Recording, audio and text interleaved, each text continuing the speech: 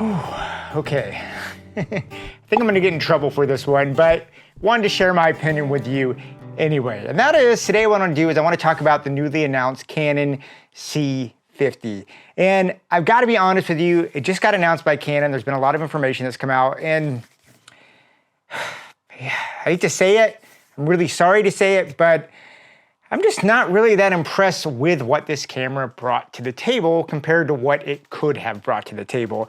And what I want to do is I want to talk about why I feel Canon might have missed a really big opportunity for the C50. Now, before I get into this, I do just want to point out I am not making a flame-based video. I actually love Canon. I use lots of Canon equipment. I've basically shot on every Canon camera they've come out with in the last probably 15 years. I own 3 of them. I'm not here to trash Canon. I'm not really even here to trash the C50. It's got some really cool aspects to it.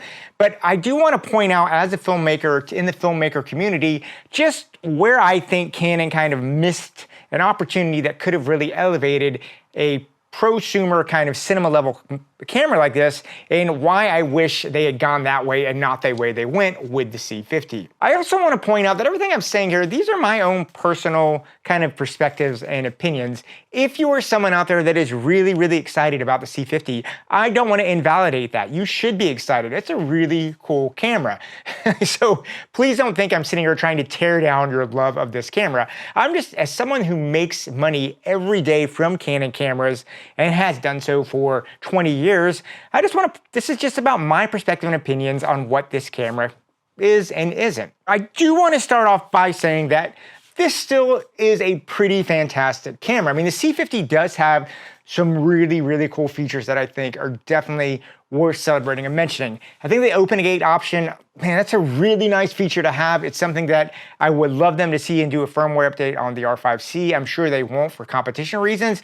That is a really cool thing. The 12-bit RAW is really nice, and I love how there's certain options in there, like now how you can shoot both a cropped and a horizontal image. And of course, every camera that has the C moniker on it should have C-Log 2, and it is really nice to see that the C50 has that 15+ stops of dynamic range and C-Log 2. But all that brings me to what I consider is the single biggest miss option on the Canon C50, and that is this. If you're going to take an R5C body, essentially, and rebuild it and redesign it, I think Canon missed out on the single biggest thing that every single shooter out there wishes they had in a small body. That is putting internal NDs into the body. They're redesigning this thing. Why copy the FX3? Why not take a small form factor and figure out how to get internal NDs in the body?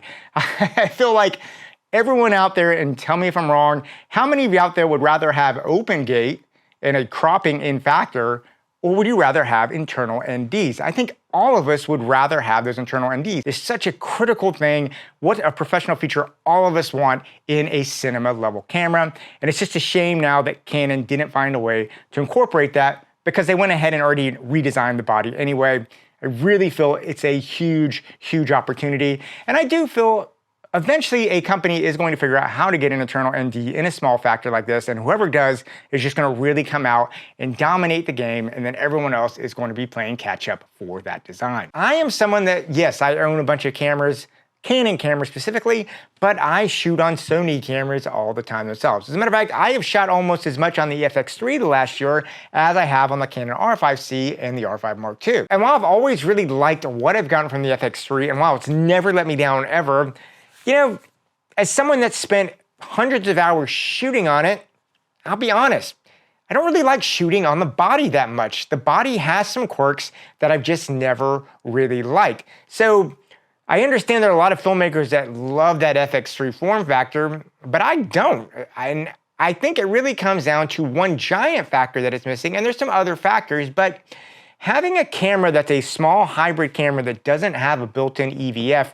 for me, is an absolute pain in the rear when we're out there shooting, especially for someone like me who spends a lot of his time shooting in outdoor environments.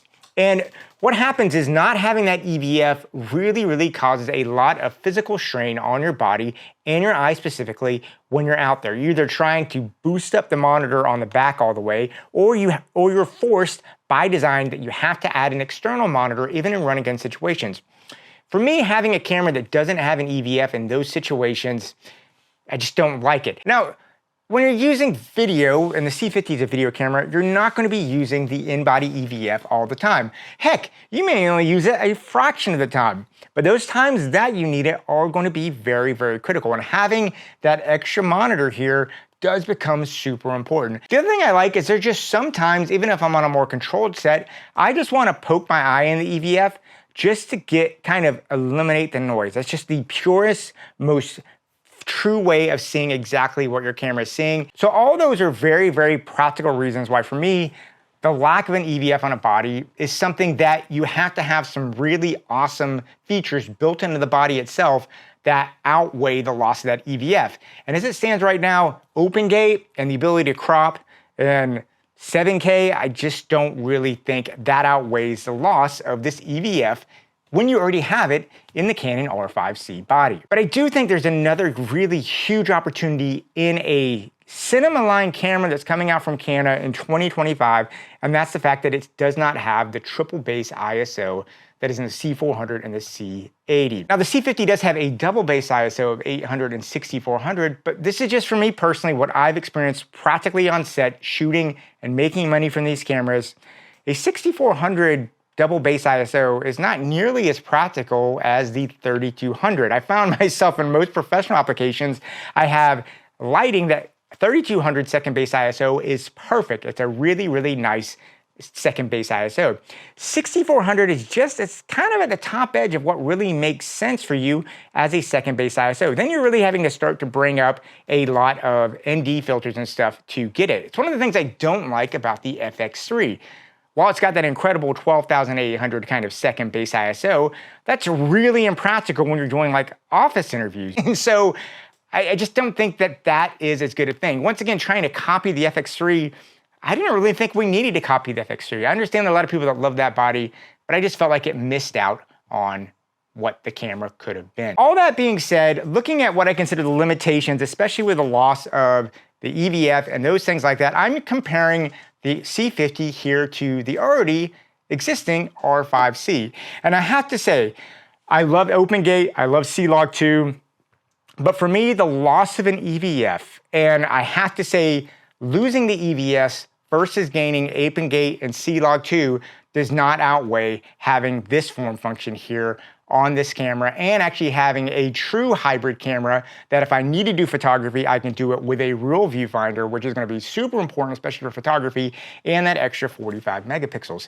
I just don't think that the trade-offs you lose in this is worth it. And I know the C50 and R5C actually probably occupy slightly different regions because of now the body and how it's built, but the price point is so similar. If you're looking at getting into it, you have to factor that in if you're going to consider buying these cameras. So anyway, guys, that's just my opinion here of the Canon C50. I'm not trying to make anything crazy, but I do think it really was a missed opportunity. The other thing about all this is that I really do believe for the firmware updates, the Canon R5C, I really don't see why they couldn't do a firmware update and give us open gate in the Canon R5C or even the C80, let's be honest.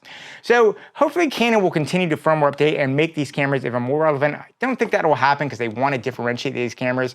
But all that being said, I think it is important to have a realistic discussion. The camera comes out, we get really excited about it.